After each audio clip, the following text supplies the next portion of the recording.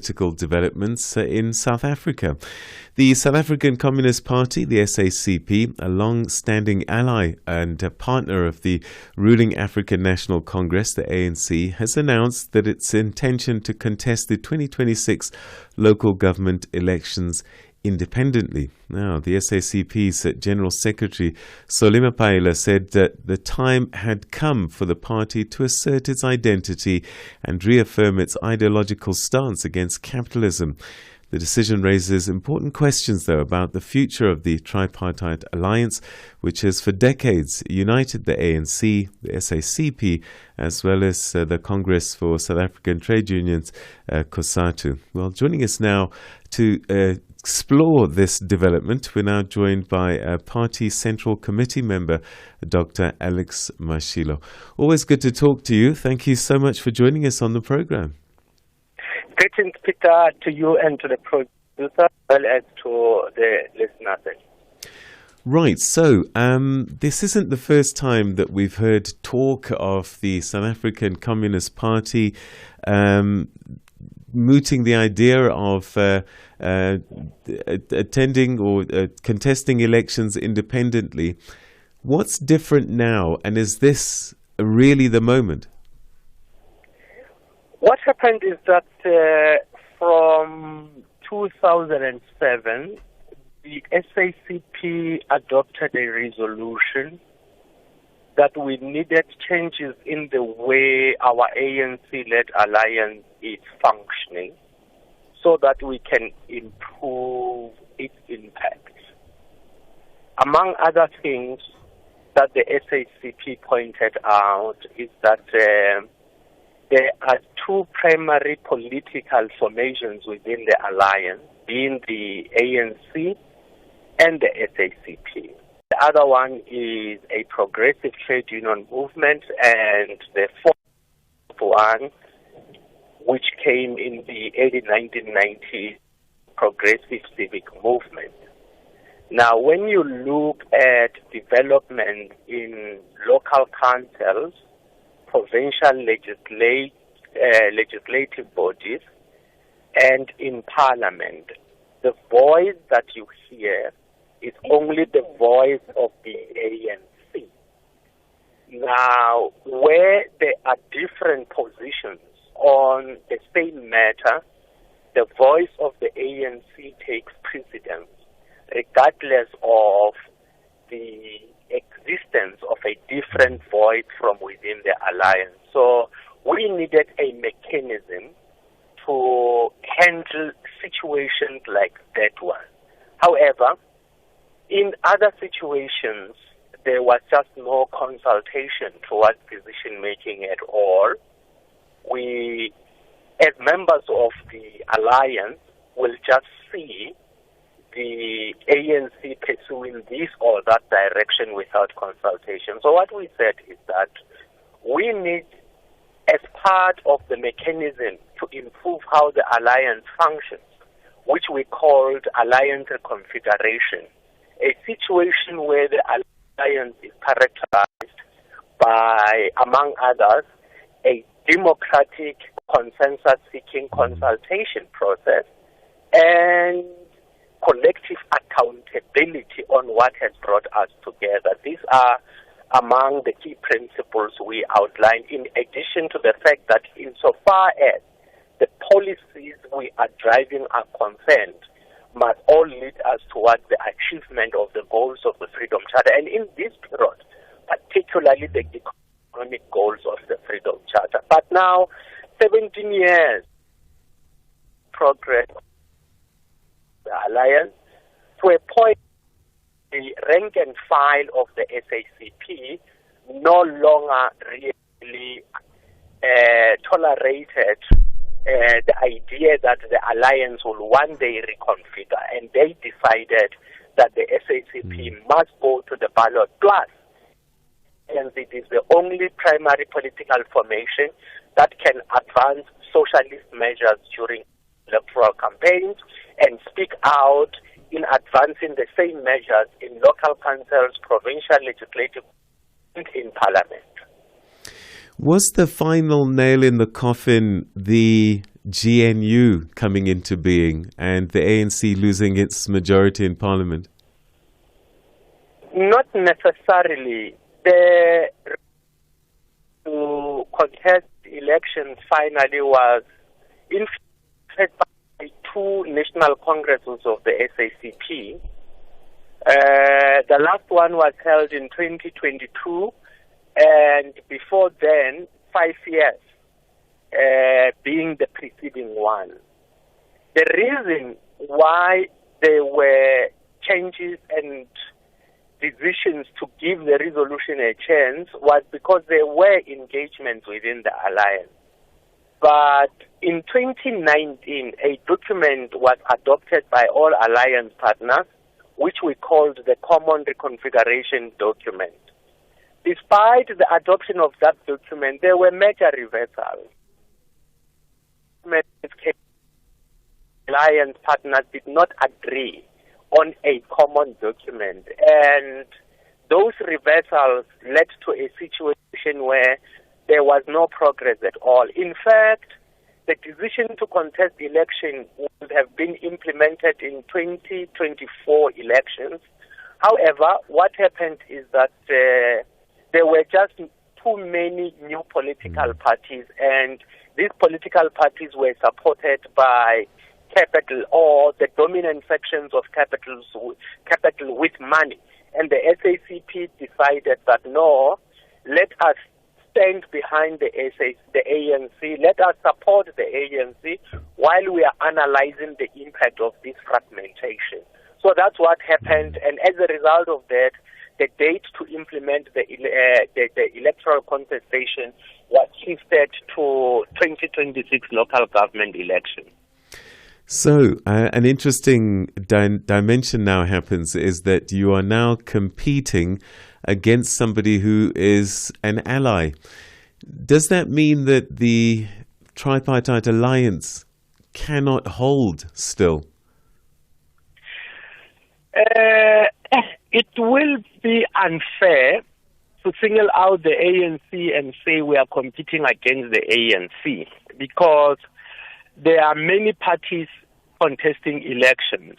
Secondly, the fact that the SACP did not contest elections from 1994 is that we were reserving the exercise of a political right we fought for, which we wrote in the Freedom Charter. And the reservation of this right was not a timeless decision. It was a decision informed by strategy and tactics and an analysis of the situation, which we call analytical alertness, tactical flexibility, and strategic consistency. Now, this alliance was not formed on the basis that the SACP is going to not exercise all its rights permanently, but will support the ANC. It is not like that. So what happens is that the SACP will be exercising its rights to contest elections. And we can't say we are contesting the ANC. What we are contesting are elections, like all other parties and the ANC included will be contesting the elections.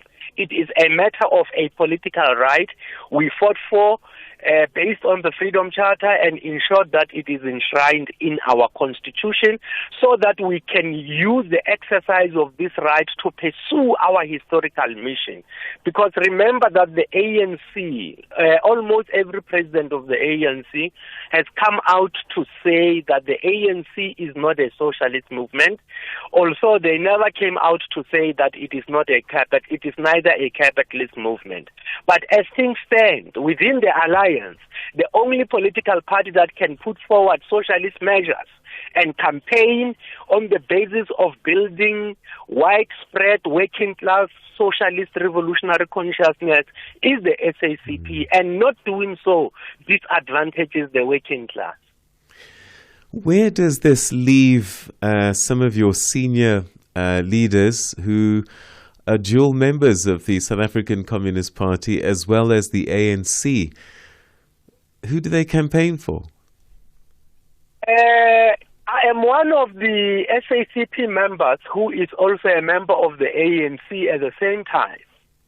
In fact, I was recruited to the ANC by the Communist Party because the organizing strategy of the Communist Party was that its members must also belong to the ANC in line with, as part of its interpretation of a crucial section in the manifesto of the Communist Party. But the decision was not that belonging to the ANC must compromise the socialist historic mission of the SACP. Now, this decision cannot be left to individual members to make how they will handle the situation. The SACP, the ANC, and other alliance partners still need to engage to say we are still allies. The fact that the SACP will now be contesting elections doesn't mean that the alliance is over, because this alliance was not established on the basis of elections. It was established on the basis of a program that goes far beyond elections. Now, the alliance has to engage and say, how are we collectively going to be handling this? Because it is clearly one way in which, whether we like it or not, the alliance will be reconfigured. All right, so maybe let me ask you directly then. On election day, right now, do you know who you will be voting for on the ballot paper where the ANC and the SACP appear? No, there is no election day right now, and obviously there is still time for us to engage until 2026. When that time comes, I will definitely make it clear. But I cannot belong to the SACP, speak for the resolutions of the SACP for so many years, and when it's time to implement a program, not follow the collective guidance of the SACP. But this collective guidance of the SACP will be guidance based on the state of the alliance and engagement within the alliance, affording other alliance partners an opportunity to say something. Who knows that at the end of the day it will be a collective direction, because the SACP and the ANC, whether we like it or not, will still meet each other post-elections. And we cannot handle this situation as if we will not meet one another. Think about the current situation of the GNU that you referred to. Will this not be better if the SACP had contested elections, performed well, and goes hand in hand with the ANC to advance what unites the movement, unlike the disputes that we have seen? For example, when we talk about the budget, the differences that emerged in February were welcomed by the leaders of the GNU, who asserted that this was how the GNU was hard at work. They said the GNU was working, but in the end, they all didn't want it because it stalled progress. As we speak, the budget was not adopted. The day before tomorrow, a certain fuel levy has to be implemented, and certain processes had not been undertaken. So is it not better for alliance partners to agree on a collective strategy of how to work together both inside and outside the electoral terrain? So another way to look at it, though, Dr. Mashilo, is to say 1994, it was just the ANC. And what's happened to fast forward to today, a lot of parties have been formed out of the ANC, splitting from the ANC. Is this not a de facto split as well? In other words, the ANC is going to lose even more votes, which now go to the South African Communist Party. Doesn't that make the situation worse rather than better? Of course, there were other parties formed outside from within the ANC, but also from other political parties as well. It has been a process of what in my academic language I referred to as a general decomposition of unity. And it doesn't affect political parties if you really look at the sociology of the South African society. I mean, churches, for every church there is an additional or even more other churches. You go to burial societies. This is a society-wide process that doesn't take place only in politics. But to answer your question more directly, there was never a point where any of the existing political parties were independent parties before. The SACP, the roots of the SACP date back to 1915 in a collective called the War on War League, and fast forward to 1916 in what was called the International Socialist League and regional organizations across South Africa, which consolidated into a union called the Communist Party in 1921. All along, the ANC and the SACP were alliance partners, and that started in 1928, 1929. The fact that we were alliance partners did not mean we are not independent organizations. On the contrary, we were independent organizations, and because of that, we had to be alliance partners. That is well understood, but in reality, the people who will now vote for the South African Communist Party most likely voted ANC in past elections.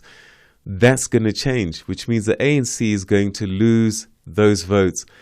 It may be that you won't get a majority votes yourself, which means, again, a dilution of control, particularly in the local government elections in some of the municipalities. No, and yes, there are different processes. Firstly, if you look at the election results in South Africa, there has been a growing population of people who registered to vote, but increasingly never turned out to vote.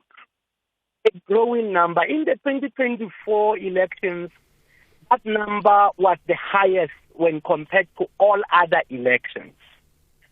So one way to look at what you are suggesting would be these people are disillusioned, but they do not see any alternative on the ballot. Wouldn't it be, is it not better that the SACP is standing for elections? Perhaps that can make it their alternative, and we can see a return of more and more people who decided not to vote previously coming back to vote for the SACP. There will be a general impact not only on a single political party, but across the political party spectrum. Some people have decided to vote for the splinters that left the ANC because they had no alternative. The Communist Party was not standing for elections.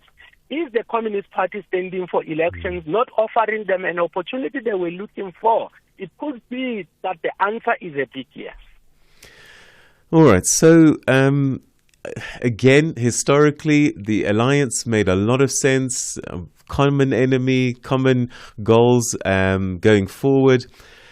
2025 now we're in. Is the ANC still aligned in terms of political policy outlook with the SACP? Because you're talking about reaffirming your anti-capitalist stance and asserting your independence. Are you still aligned in the true sense of the word? There has always been an intersection in the historical missions and strategic objectives of the ANC and the SACP. If you may allow me to retreat into my mathematics at high school and in engineering studies, when you draw two cycles that have an intersection, they share a common area through the intersection.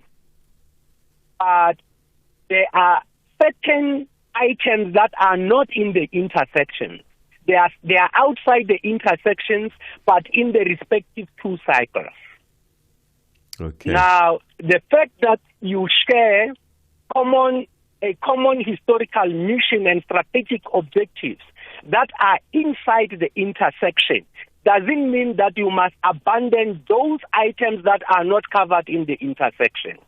For example, the ANC, as its leaders have said, wouldn't go out to lead the struggle for socialism through an electoral campaign, for instance. That means that the struggle to fight for socialist measures is not inside the intersection. That historical mission and its strategic objectives belong to the Communist Party to drive. So the question is, how does the Communist Party drive that historical mission and its strategic objectives on the electoral terrain if the ANC is not carrying those?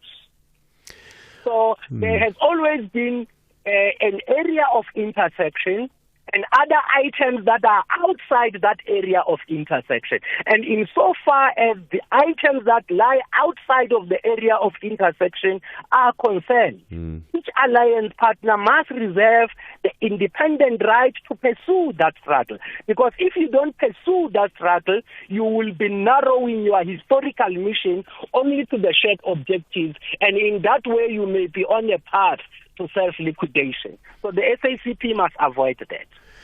Are you not fearful that in asserting your independence and moving into your own space when it comes to elections, that you may actually find yourself weaker and losing votes rather than getting bigger? There are possibilities.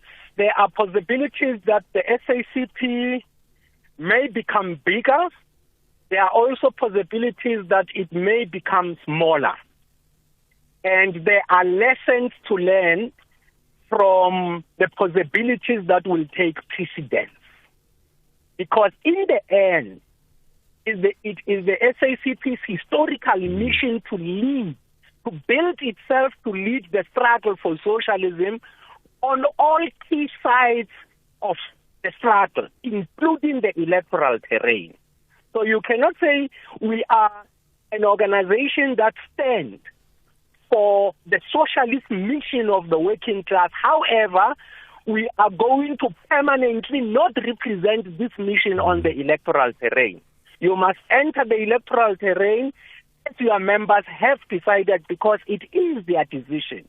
If you don't receive enough votes, you must go back to study the elections to improve your performance. That's what elections are about.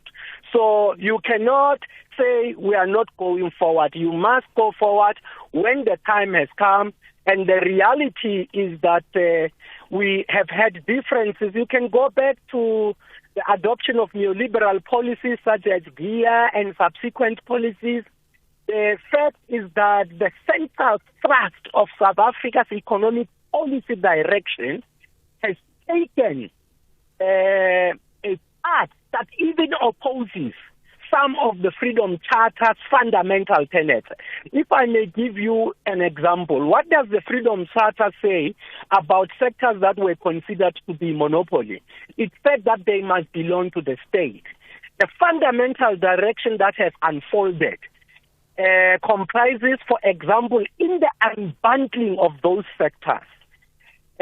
Take energy, for example. It is being unbundled from a situation where energy was provided by the state through the productive capacity of the state owned by Eskom, to a point where if the so-called just energy transition plan is implemented, and that is if the timetable to decommission Eskom power station is followed to the letter, you will have a situation where by 2050 the state will be left with only 2 power stations, Medupi and Kusile, and some 2 units at Camden or elsewhere, right. And the rest of the power will be coming from the private sector. Is that what the Freedom Charter is saying? And if that is not what the Freedom Charter is saying, why don't you take the responsibility to pursue what the Freedom Charter is saying on the electoral terrain? Dr. Mashilo, it's been a pleasure talking to you. Thank you so much indeed for explaining your party's position going forward. Thanks for your time. Thank you so much. Thank you. That's South African Communist Party Central Committee member, Dr. Alex Mashilo, talking to us about how the party has now decided it's time for it to have its own space on the ballot sheets and will be contesting independently of the ANC in the future. It's time for your news headlines. Here's